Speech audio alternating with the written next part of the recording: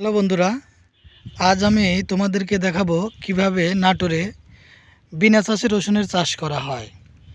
তো দেখেন যতদূর চোখ যায় শুধু রসুন আর রসুন।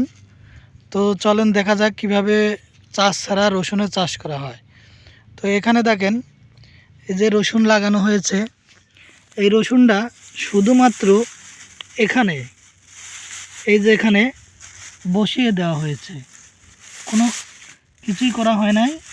শুধুমাত্র মাটির উপরে এই রসুনটা এরকম করে বসিয়ে দেওয়া হয়েছে। এই যে, তো এই বসিয়ে দেওয়া একটু মাটি নরম মাটিতে পুঁতে দেওয়া হয়েছিল হালকা অর্ধেকের মতো।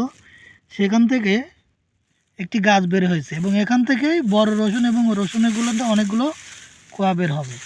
এভাবেই হাজার হাজার বিঘা জমিতে রসুনের চাষ করা হয় নাটোর জেলায়। তো এই পর্যন্তই, ধন্যবাদ।